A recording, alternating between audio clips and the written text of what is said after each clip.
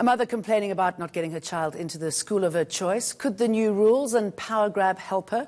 The Education Department has outplayed school governing bodies. A running battle over control of schools at Gauteng has culminated in new admission rules. The rules make the department the final arbiter whether or not to admit a pupil.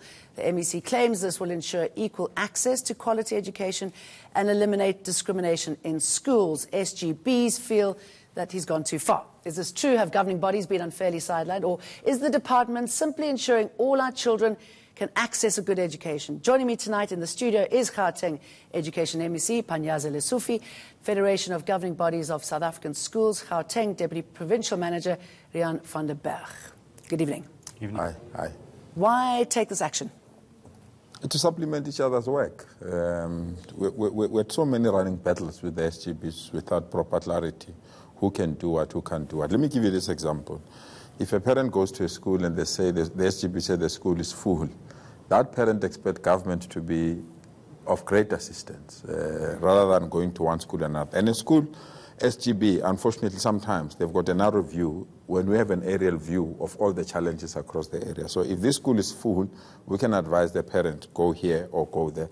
But besides, to exclude people on the basis that they were born in a wrong area or they're speaking a wrong language or they don't have the proper culture and other thing, it's really against the constitution of this country. Do you think this will stop you from going to court to fight those battles now? I mean, can this enforce what you want, schools to take the pupils that you feel they should be taking? That's a court decision. It's not my decision. And I'm alarmed when SGBs feel that it's Lesufi's regulations. It's a court decision. We fought this battle from the High Court. We went to the Appeal Court. We went to the Constitutional Court. And the Constitutional Court gave directives. And after that, even though they empowered the MEC to determine these feeder zones, I said, I don't want to determine these feeder zones alone. It's not my terrain alone. I brought all SGB association from FEDSAS, SASCOP, and said, let's do this together. And we had our own differences, and we resolved it. And what we published is an agreement that was reached by all of us. Rian van der Berg, I should imagine that you don't see it the same way. Very interesting. A lot of interesting comments in the media over the weekend. Maybe just to start at the beginning, the Constitutional Court that determined that the MEC should demarcate feeder zones for each school was focused on the feeder zone, the feeder area for each school, because there was a default feeder zone of 5-kilometer radius. And outside of that, anyone could have in the past applied at a school. So the feeder zone was the court instruction. Along with it came the changes in the admissions regulation, which is a secondary element, but that was not the court's instruction. The admissions regulations needed some changing because we agreed that it didn't make provision for the online admission system. But we still feel that the feeder zone of a school is the feeder zone as demarcated in consultation with the MEC by the school governing body, which serves the local community, the community around the school. It is a public school, which means that the community around the school has a lot of say in how that public school is to be managed and run and taken care of for the better delivery of quality education for the learners of that area. But has that been removed then, I mean, and given to the head of the Education Department? Interestingly enough, we just saw last week that the regulations had been approved by the legislature, but we have not seen the gazetted regulations. There was a process of consultation, draft regulations were published, and a lot of comment was made on it, and we gave input to that. We've not received any feedback as to how our input was incorporated. So we're waiting with bated breath to see what the regulations look like at the end of the day. But if it's true that governing bodies' rights and privileges have been affected, yeah, we would not stand for that. We definitely believe that. Because you would think that there's something attractive about having the sort of face-to-face, you know, it's a little bit more touchy-feely. You would think that at the end of the day, can only benefit the parent and the child. To benefit the child. Never again will our children be excluded on the basis that they were born in a wrong area.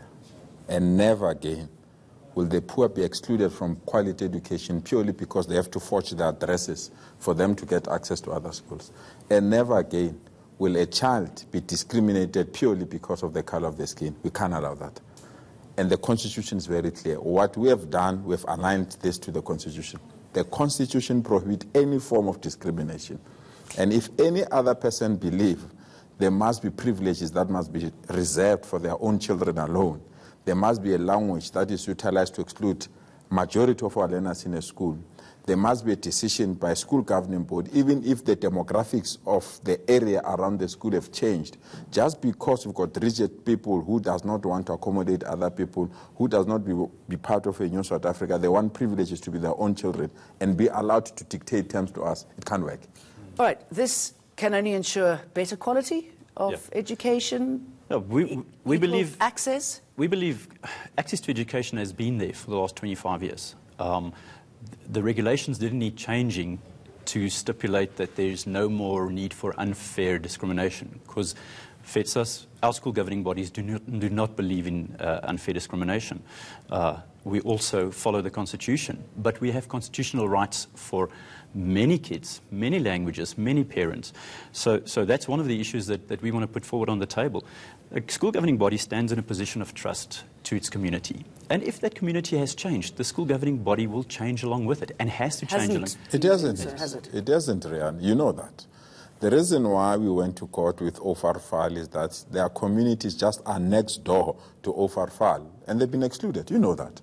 The reason we went to court with many other schools, Rivonia, for example, that explained this particular issue, is because there were communities next to schools that were excluded. Yeah. And that's what, unfortunately, we South Africans are wasting time when other countries are moving ahead, discussing what is happening inside the classroom.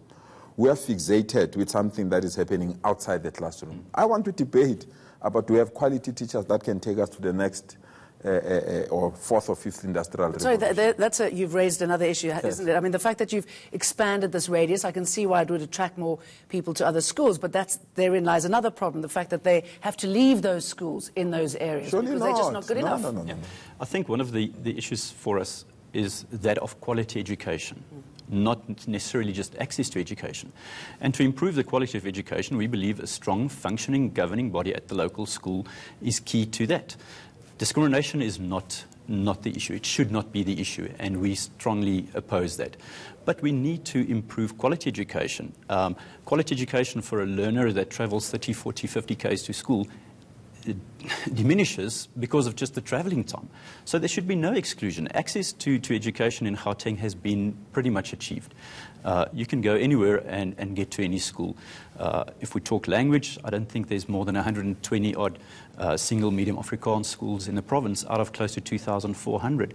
So it's not a question that 100 schools can fix the problem of quality education in many other schools. That's a wrong interpretation. Let me tell you, that's a wrong interpretation. Let me give you the correct interpretation. If a school in the township has a good maths teacher, what does a school in the suburb do?